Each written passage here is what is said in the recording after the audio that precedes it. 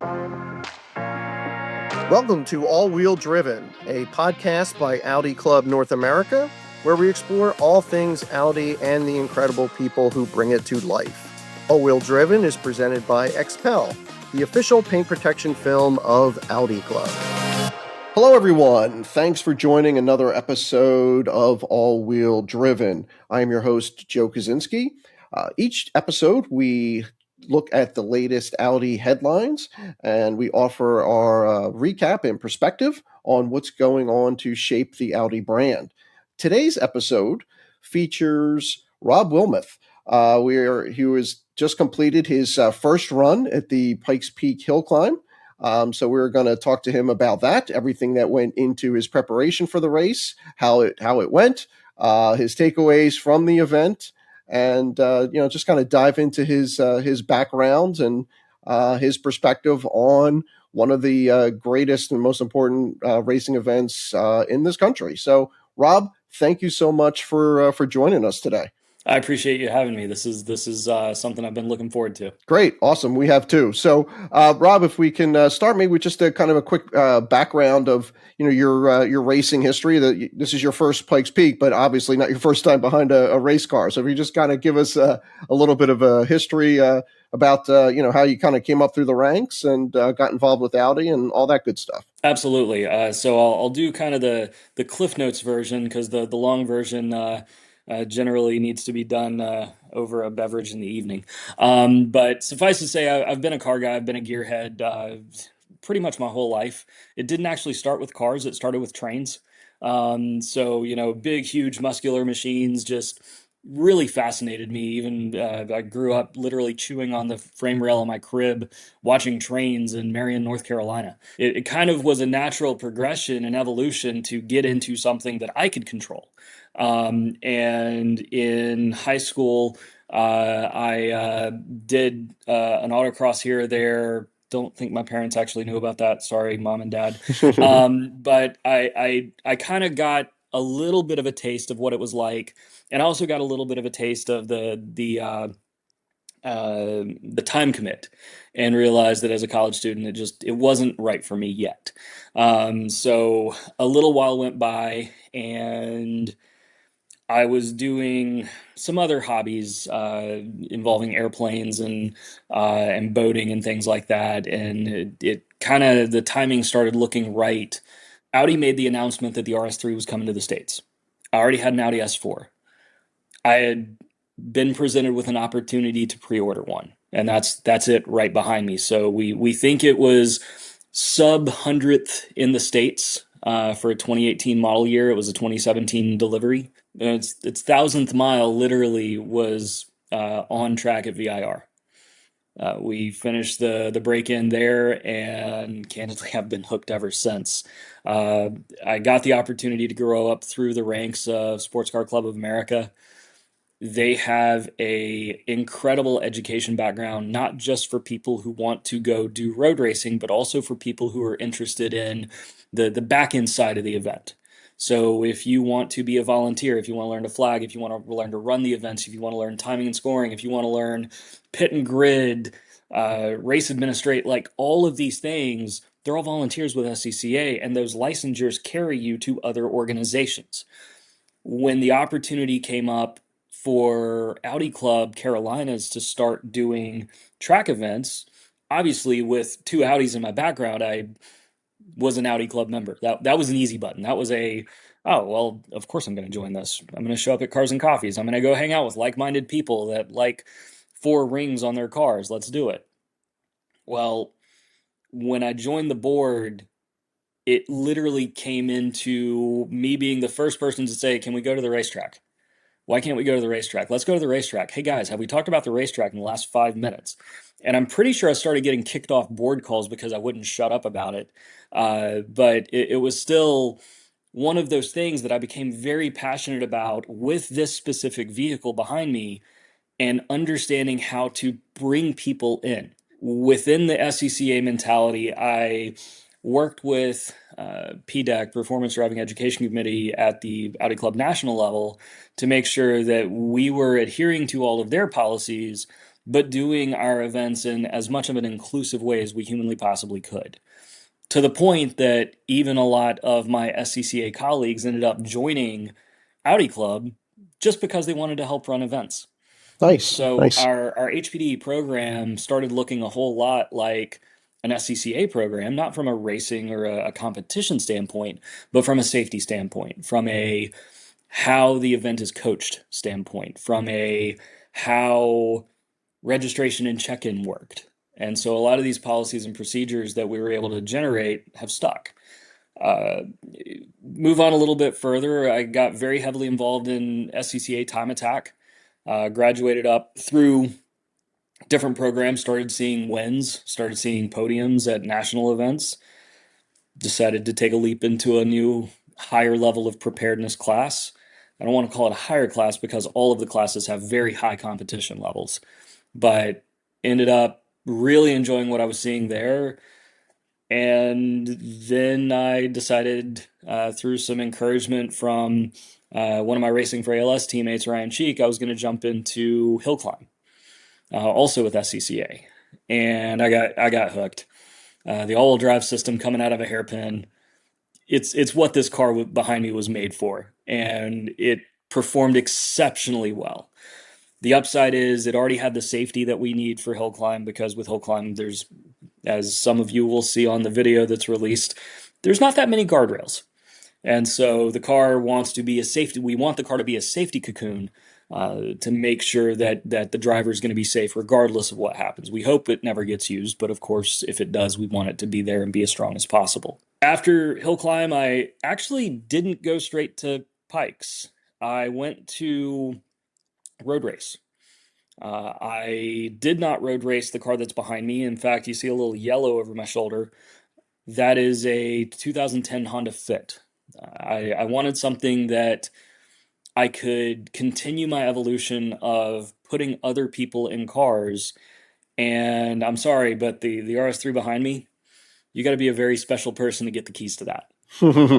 I'm very, very protective of my baby, Sure, sure. and I can probably count on one hand the number of people who have driven it in a performant fashion, and maybe another hand of people who've driven it on the street. The Fit, I think I'm up to 18 or 20 drivers now, on track. It is not a street car. It doesn't have a license tag. It doesn't even have a title. It is a pure race car. It is slow. It is incredibly good handling. It's incredibly good brakes, but it makes like 110 horsepower. It's a perfect teaching car, right? It's a perfect car for teaching track, right? Not only that, but jumping into a slow car, the Top Gear adage of it's more fun to drive a slow car fast than a fast car slow, 100%.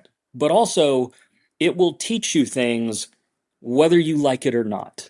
Right, right. The amount of time that I have picked up in this beast from learning things in that little thing is almost comical. I will say that, the let's take any of the road course tracks that I road race on.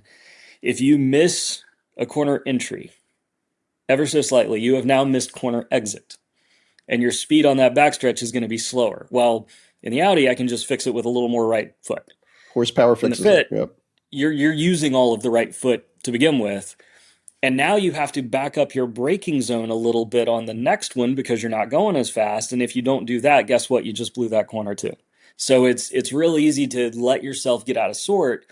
And to be competitive in that class, it's called B spec. It's a whole bunch of other 100, 110 horsepower subcompact cars. Unfortunately, there's no Audi representation because Audi doesn't have a subcompact 100 horsepower car, unless somebody wants to ship me an A1 at some point. Right. That'd be kind of cool. Right.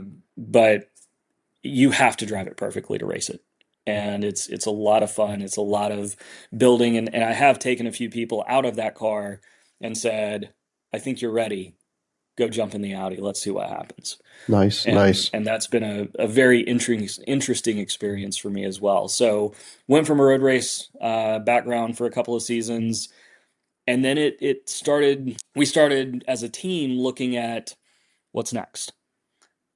I had always known that I wanted to do something special with the Audi. I had won a couple of time attack championships. I'd won a couple of divisional championships, but I wanted more. And it wasn't that I wanted more for me. I wanted more for the people that had helped build this platform and represented the things that I enjoy representing, such as Audi and the people in it, and SCCA, and especially Racing for ALS, a charity that's very near and dear to my heart. And it happened to be that about, I guess, 2 weeks before the race 2 years ago, Chris May calls me up and basically says, "Hey, why aren't you doing this?" And I didn't really have a good answer.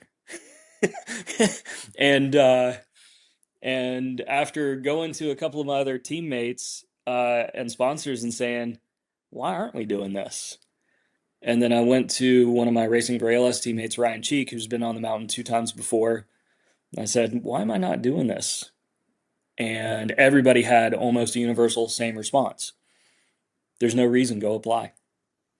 And so we turned in a resume, we applied, and we're so incredibly proud of being able to represent grassroots motorsports people around not only the country but Audi Club, to show them, this is possible on not a full race team budget, not a full-time driver. It was really, really special seeing what came out of that race. Right, right. That's awesome. That's fantastic.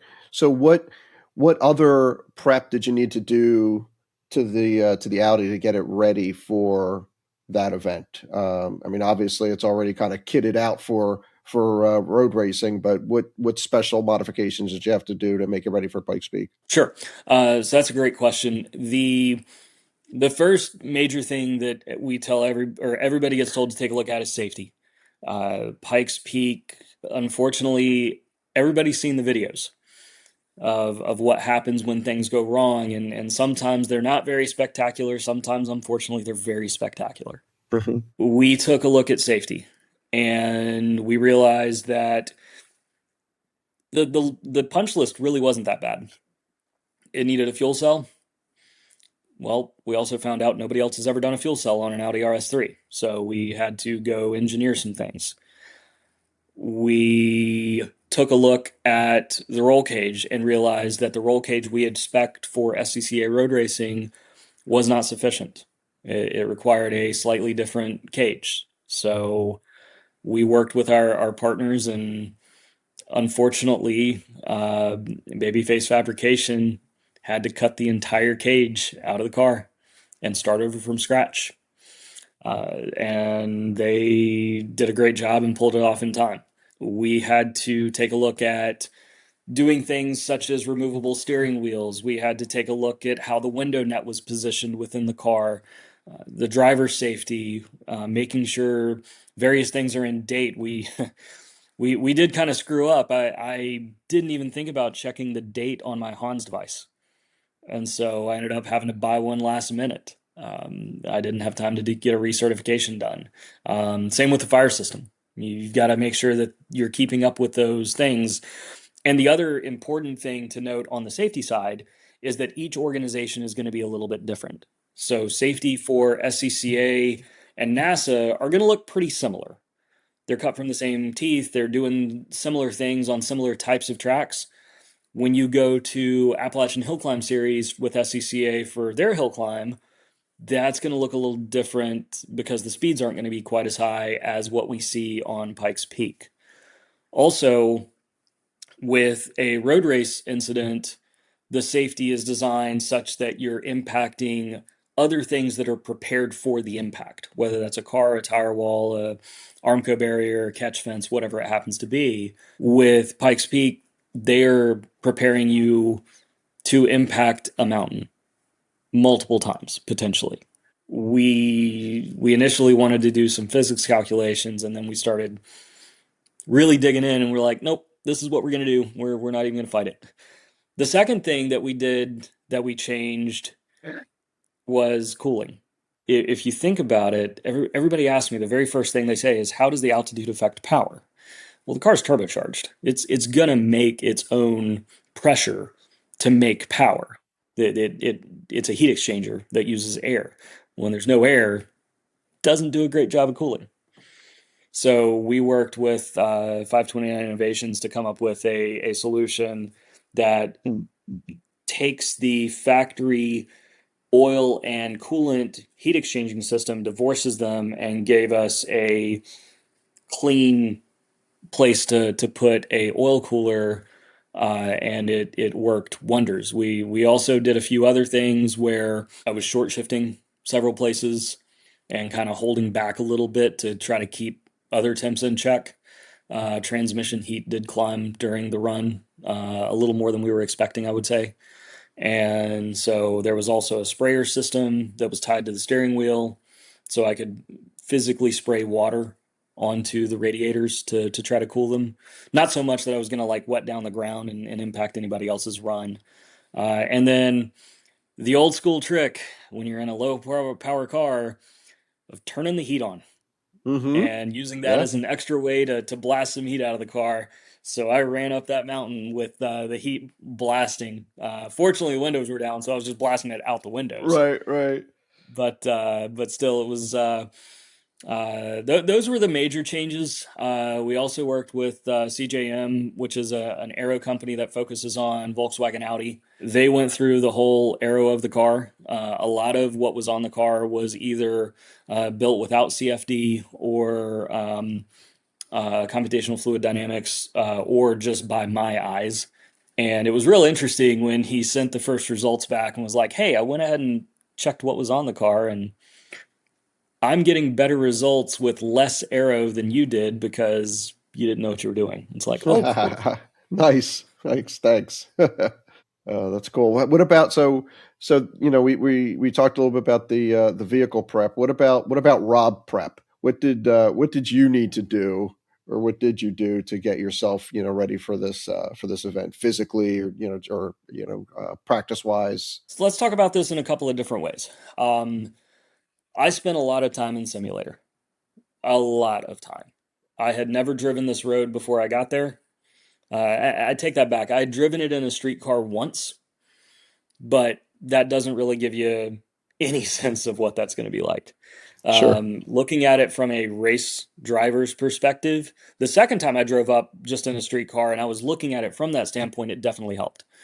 But for people who have been there before, you need to spend some time in the sun. I would say hundreds of hours were spent going up and trying to understand how the course worked. It doesn't flow.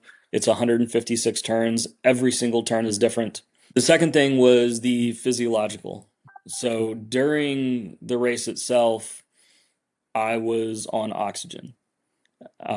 So anytime I was in the car, I had, and you'll see some of the pictures that actually have the little cannulas into my nose. And in fact, yep, so that right there is O2 on board, so that all the safety workers know that I've got oxygen in the car should there be a fire or anything like that. I also got to Colorado 3 weeks early. So I was staying at a house that was at start line altitude within 100 feet and making sure that myself and my team were acclimated before we went up. And so the second way I got to talk about this is the team. This is not a one man show. This is not the Rob show by any means. A lot of the mentality from a team leader is making sure that I take care of the people around me because they're ultimately the ones that are taking care of me. Each person on that team, we had a conversation, and I looked at them, each one individually in the eye, and said, "I'm putting my life in your hands. I'm going to go do my job, and I'm going to do it the best way I know how. But I need you to be on your A game too." And so making sure that we had canned oxygen available should they need it, making sure that they were hydrating, making sure there was aspirin, making sure that there was checklists available.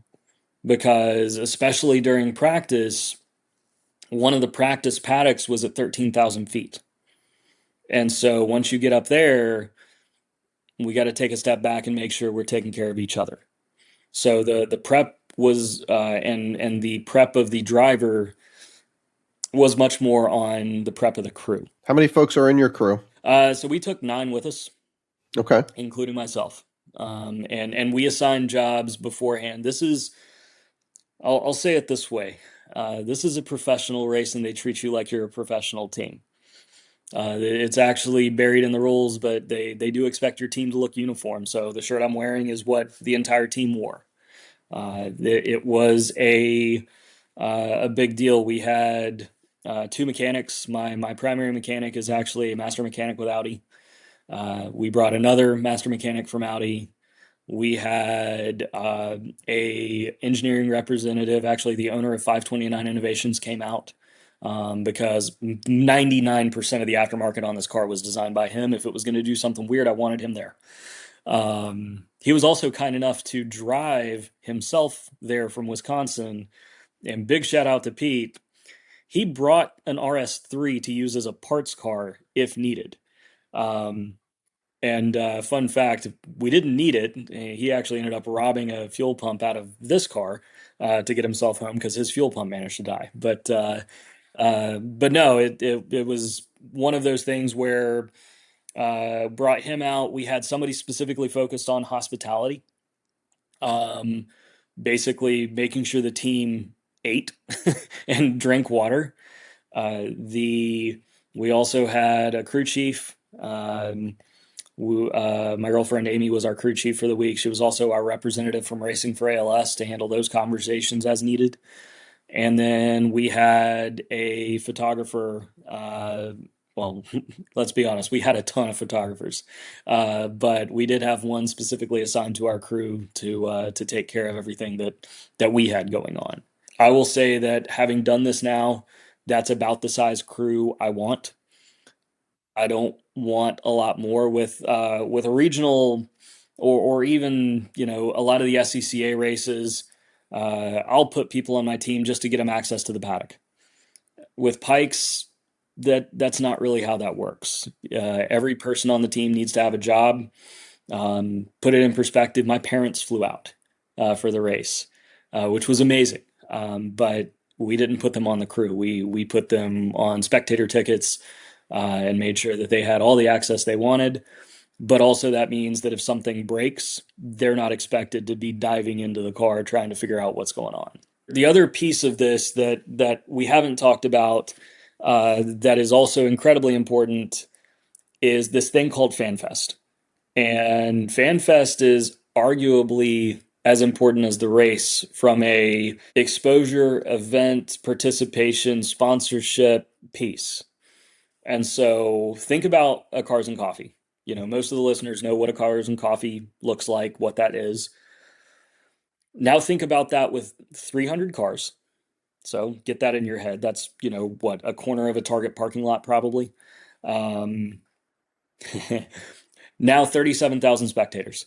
That's what they had. So they shut down all of downtown Colorado Springs. We were out there from around 2:30 until 10:30, signing autographs, letting people sit in the cars, giving out stickers, taking pictures, general things you're going to do at a Cars and Coffee. The autograph piece was new for me.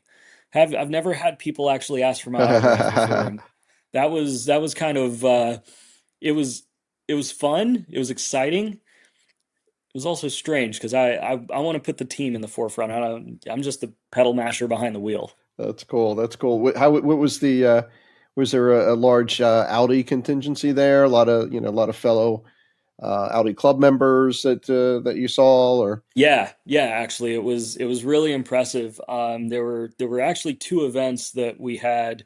So Friday was the big fan fest, and then Saturday morning was a Pikes Peak send off for the Audi drivers. So there were 7 Audi drivers in attendance, and that was over at Audi Colorado Springs. They did a really nice setup for us, and made us feel like the superstars of the show. All of the Audi drivers that were in attendance, it really turned into a bit of a family. So Josh and Christian, two of the other drivers, and I had good conversations at the top of the mountain. We had good conversations during the week. I will say that every driver, regardless of brand and manufacturer, and every team for that matter, wants you to succeed. It's a very unique part of the event. When I did my run up, My team's at the bottom watching the big screen display in the paddock area, waiting for me to finish, watching the helicopter views, watching the overhead camera views, watching everything happen. I remember them telling me when I got down that the other Audi crews actually came up and were high-fiving them and giving Oh, hugs, nice. and it was a really, really cool experience, especially since I was the rookie of the Audi drivers. Right, right. That's very cool. So it was a really, really cool experience. Very, very cool. So now we're up to kind of, race day or race week at least, right? So how did your actual practice sessions go? What was your, thoughts, your kind of your first time going up the mountain in your car? Talk us through that a little bit. How the weather come into play, the conditions change, how'd that all go? Practice and qualifying is vastly different at this event than anything I've ever done. Let's just get that out of the way right now.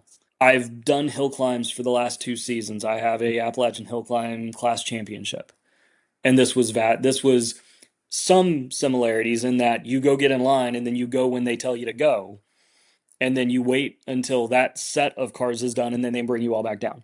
However, you're only practicing one section of the mountain at a time.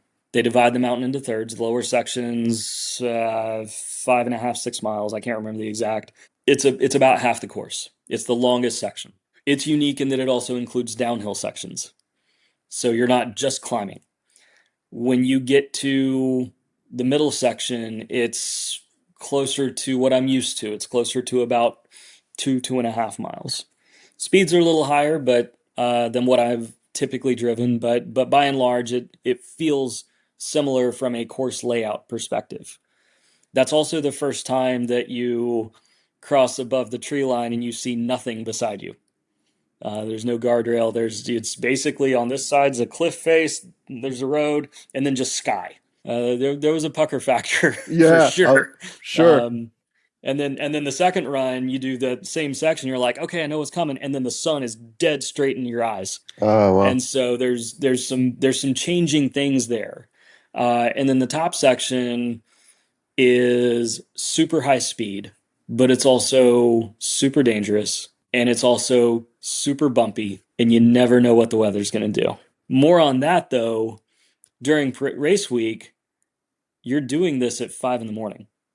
They want their mountain back open to tourists by 9 a.m. Oh, well. The only day that we get to close the mountain is Sunday. Tech day is Monday. That's when it's the most intense tech process I've ever been through. There's so many people going through your car, your gear, your suit, making sure. And interestingly enough, even the patches on the uniforms for the crew are part of tech. So they're making sure that these look like correct to represent the brand. They're making sure it's on my suit. They're making sure my windshield banner's correct. That's all Monday. It's its own event, and you're down there for a couple of hours at the this year it was at the Broadmoor Convention Center in their parking lot, and they're also doing my medical evaluation, everything like that. Tuesday starts leaving the house at 2:30 in the morning, in line by 3. The gate for Pikes Peak is not where you're starting practice from, so you have to drive sometimes uh, 12, 15 miles up a mountain to get to your practice area. I was fortunate that it kind of went in order. So Tuesday was lower section. Downside is Tuesday was also qualifying. So a section of mountain that I fortunately purchased some extra practice time on prior week was qualifying. So I basically just had to go figure it out. I got 4 or 5 runs on that section to go learn everything and then qualify. The middle section, that's where the sun just tries to beat you alive, and you're changing daylight conditions at that hour of the morning is really a big deal. We were extremely fortunate that on those 2 sections the weather did not impact us. We really didn't have any major mechanical issues on those 2 sections. We were extremely fortunate. The upper section, some people call it fog, but I'm sorry, at 13,000 feet, it's a cloud. They call it the race to the clouds for a reason. Right. Um, we get up there and you can see 25 feet, maybe. We had to wait a few hours. and I hope this does not come across like an excuse, but it's an explanation. I didn't actually get a at speed practice run at the top because of a combination of weather and an incident that happened in front of me. So I was fine. Everything was fine with the car, but they do require rookies to make a full run of each section during race week to prove that you've done it. I was able to do that, but it was a very much sighting lap speed, 50, 60 miles an hour tops, very slow around the blind corners, just trying to feel out what was there. And so I got the qualification run done, and it was myself and one other rookie that were the only two that were part of that. So they sent us up and then flipped us around and sent us right back. And that way it was you finished what you were doing, you're done.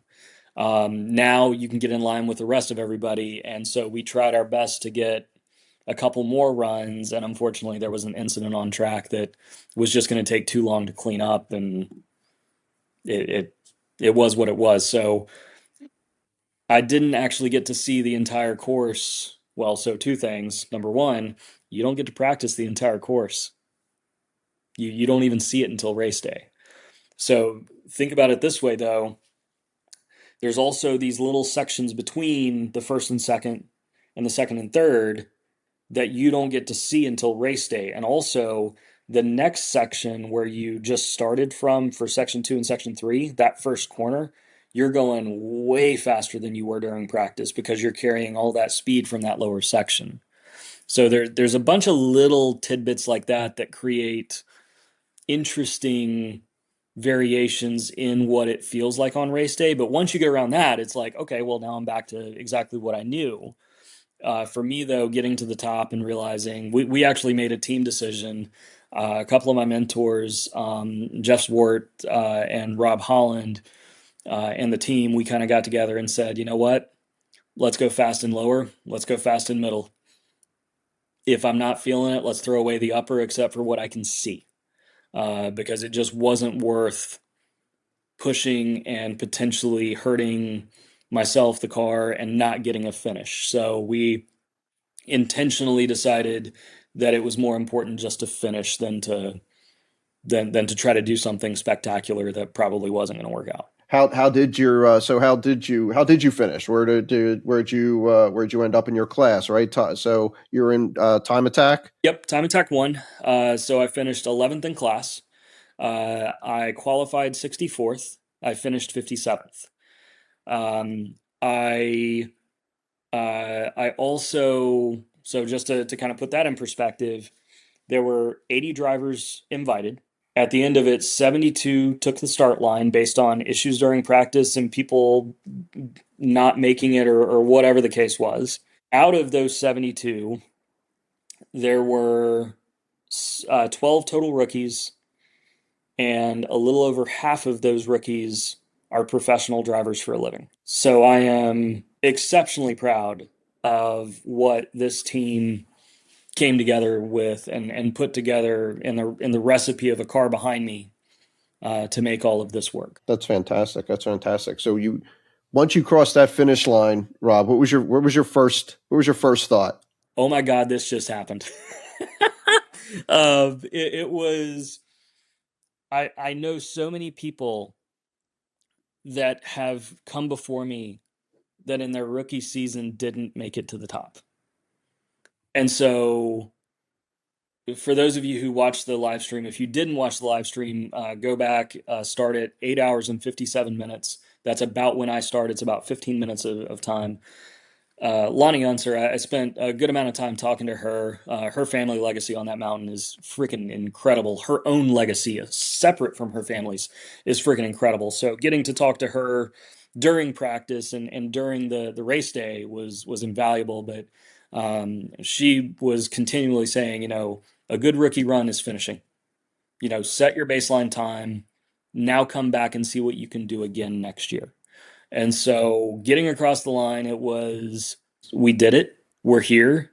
We built a platform. We built a recipe.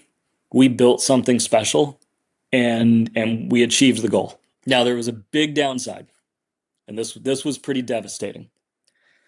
As a driver, when you get to the top, they give you a donut.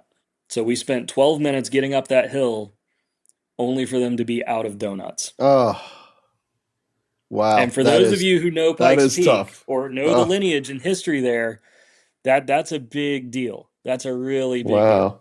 That is truly unfortunate.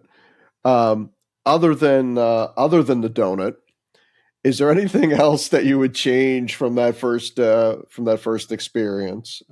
Anything you would do differently other than maybe order or bring your own donuts? Can't bring your own donut. That's not fair. That's cheating. So so first off, I want to come back. Um, Not because I feel unfinished, but because the mountain speaks its own language. It's very tempting to say, I want to beat the mountain. Nobody beats the mountain. Let me be very, very clear on that, because if you say that, like I said those words to Rob Holland at dinner one night, and he was like, no, no, no, no, we don't do that. And okay. Um, you've got to treat the mountain with respect. The mountain speaks its own language. I think not only myself from a driver perspective, but I think the team that is helping build this car understands more of what that language is. I will say that I think we spent the first year trying to have this conversation where we're translating every sentence, and it's very jerky and it's not very well put together. I want to go back and have a conversation. That's awesome. So finishing, as you said, huge accomplishment especially for a rookie. Um, where does that rank? Where would you rank that among your other races? You've got championships under your belt and some other pretty great accomplishments. So where does finishing Pikes Peak kind of rank for you personally? Let's make no mistake about it. It's the single biggest accomplishment of my motorsports career. It's the biggest level. It's the highest. It is. I mean, I finished 57th and felt like I won. And the celebration at the top with the other drivers made me feel like I won. And the celebration that was happening at start line that I wasn't part of, but have now gotten to see the pictures and the video of, made me feel like the entire team won. And in talking to them, they all 100% agree. Pikes Peak wasn't exactly like a lifelong dream of I'm going to buy this car and this is what I'm going to go do with it. Growing up, I knew the prestige. Mm-hmm. Being in motorsports, somebody says Pikes Peak, you pretty much know what that is, right? Um, so when the opportunity presented itself, I knew it was going to be special. I didn't quite expect the way that it was special. And I think the other piece that I didn't expect was how so much of it felt on a different level, but so much of it felt the same. Everywhere you look, there's volunteers, there's workers, there's crews, there's people passionate about what they're doing. The guy waving the green flag at the bottom uh, has been doing it for decades. His son now waves the checkered flag at the top, so it's a family affair. Um, I the chief of tech has been doing chief of tech things for I don't even know how many years, and he probably doesn't want me to tell you how many years. So Dan, you're welcome. I didn't tell him how many years. Uh, the amount of teams that we see basically coming up to us and saying, "Hey, you should try this. Try this next year. You don't have time to incorporate it this year." The amount of potential partners that have come forward and said, "We appreciate what you're doing and how you're doing it." And that's actually probably one of the more meaningful things is having other people, other organizations, other professional organizations that I've had respect for and looked up to for years and years since I started sticking my foot in the door, coming up and saying, "Oh, you're Rob with Faster Skunk. Hey, it's good to meet you." And it's like, holy crap, you know who I am? The signing of autographs at FanFest, it's just it's a different experience on a different level. And um, I will say the absolute worst part was going back to work on Monday and going, man, these people don't even know I'm a race car driver. Yeah, This right, is right. weird. Yeah, very different, very different. That's awesome. So you're going back. What else? What else you got? Planned for your racing future? I mean, obviously, that's the big one. Anything else in the more near term? Yeah, so I I feel like I've been remiss in talking about this. I've mentioned it a couple of times, but we've got a couple of charity events with Racing for ALS, and that's one of the biggest things that my team does all year. We still have a couple of events to go within the SCCA B Spec Southeast Division Road Race Series for the year. We've got a couple more Time Attack in the SCCA CDiv series to go within the Racing for ALS events, and I don't know when this is going to air exactly, so forgive me if I spit out dates and it's already passed. But into July, we'll have the Fit out at Charlotte Motor Speedway giving rides with Jay Zilla. That's a cool event because it's called Jay Zilla Under the Lights. Um, and they'll actually be doing Charlotte Roval at night, so you get to see everything all lit up, and it's a really unique experience. The Fit's going to have underglow on it, because why wouldn't you have underglow on a car at night? Dave's Race is our flagship charity event for Racing for ALS. We'll have both cars out doing ride-alongs, and then we'll actually have probably 5 or 7 more cars doing ride-alongs, everything from as slow as a Honda Fit or a factory Honda Civic all the way up to this Audi behind me or a Lamborghini Super Trofeo, uh, and that's the flagship event for Racing for ALS all year. I will say the thing about Pikes Peak for 2027, the prep's already started. We've already started looking at additional coolers. We've already started looking at different logging techniques so that we can get more data back to our tuners. We have started investigating who wants to help us get there. The budget was not exactly the most friendly thing in the world to do an event like that. Just the housing costs alone, if you think about it, 6-bedroom house for 3 weeks, that ain't cheap. So it's a big opportunity, but it's also a big task. And I am so thankful that we've had others that have come before us in my Racing for ALS family, Ryan Cheek, Jeremy Lauder, and Kyle Wilder, to kind of come out of the woodwork and say, hey, this is how you do this. This is how you need to conduct yourself. This is how this works. Nice, nice. Any advice for Audi Club members who maybe they're not ready to race up Pikes Peak yet, but they want to get involved in some high performance driving? What would you say to them? Go do it. Go do it. I mean, the biggest thing that I will tell people is that if you want to go, go.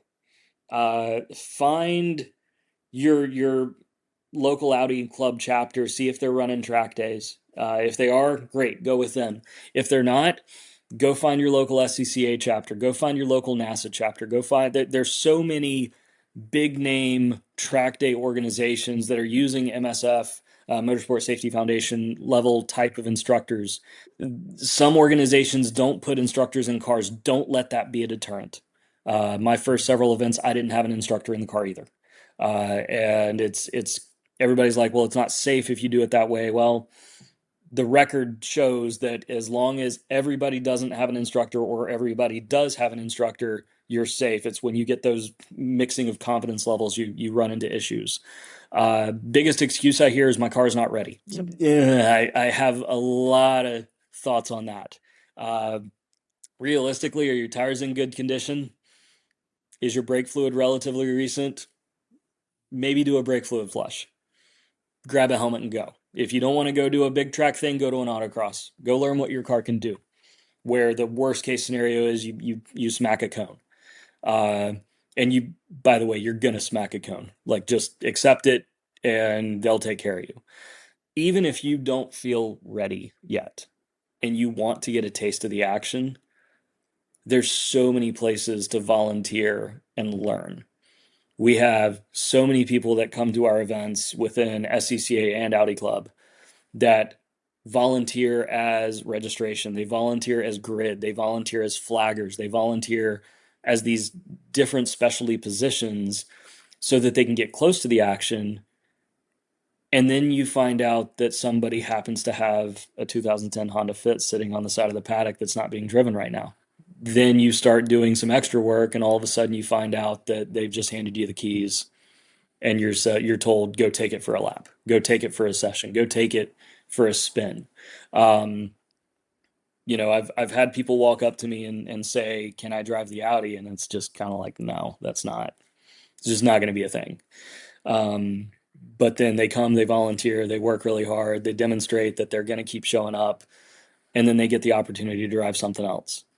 And I'm not the only one doing that. So it's a pretty unique experience to show up at an event where you're supposed to be working, and somebody walks up and says, "Hey, go put on a fire suit. There's a spare one in my trailer. I think it'll fit you. You should probably take the fitter on the track." So get involved. That's the biggest thing I can say is, even if you're not going to drive, go get involved.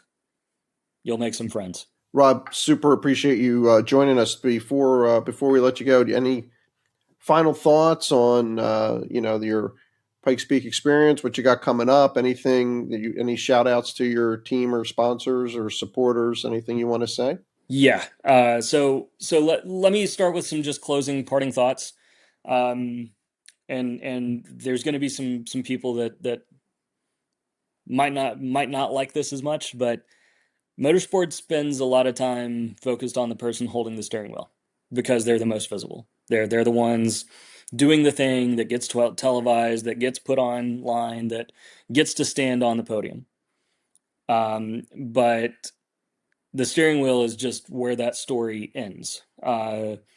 The beginning and the hard work really happens in a garage just like this one, at 2 in the morning, when you've got to be out the door to get to an event the next day, and it's two or three people sitting around getting work done, trying to figure out whether you can load the trailer without waking up the neighbors and getting everybody pissed off.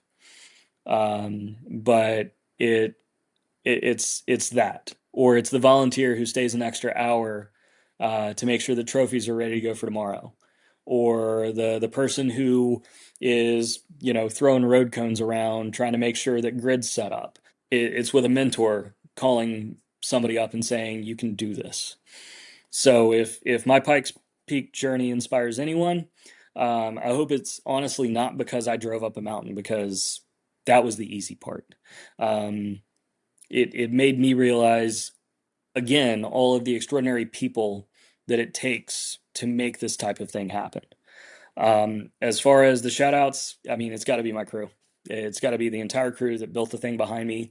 And to be clear, I'm not just talking about the crew that went with me and wore this shirt. The crew that stayed back home, the people within Audi Club that set up the watch party that, unfortunately, due to a delay in the schedule, didn't come to fruition because the venue closed about an hour before I got to make my run. Oh So, no! yeah, so a huge shout out to the Audi Club Carolinas crew that set that up over at Apex Racing Lab, and quite literally sat there all day watching Pikes Peak.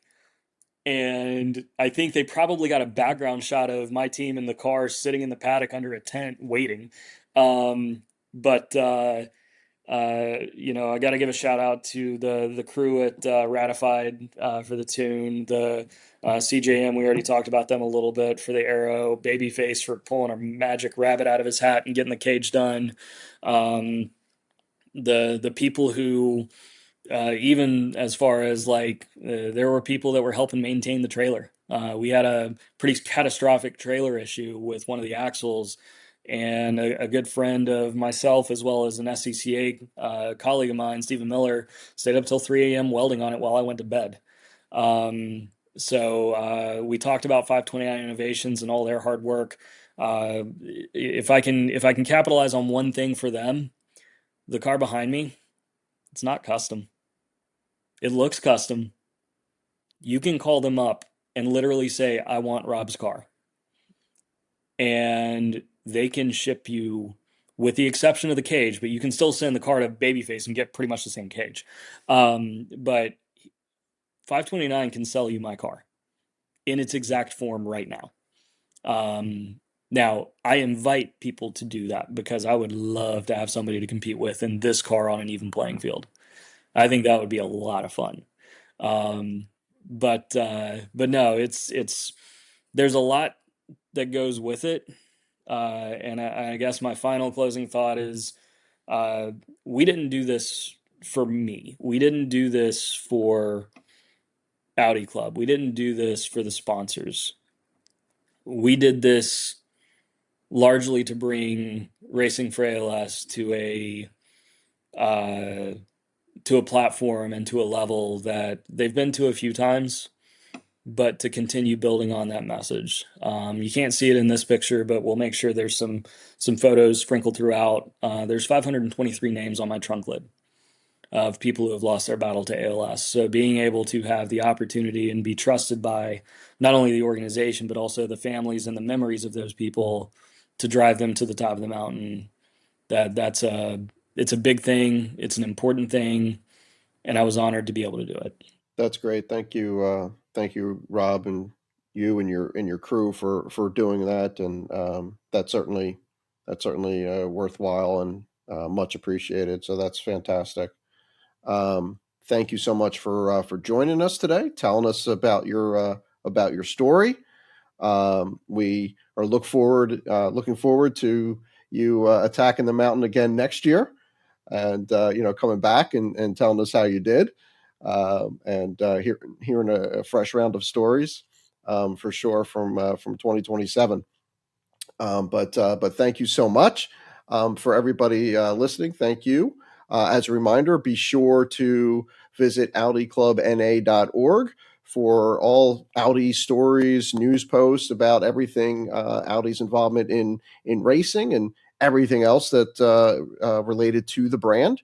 If you're not yet a member of the world's largest community of Audi owners, like Rob and myself, we invite you to learn more about joining the club. There's information in the description below this video. I just got my renewed cards just this week, so check it out. Make sure you join the club and see Rob and lots of other great Audi enthusiasts at many different events throughout the country. So thank you all for joining and tuning in, and we will see you next time.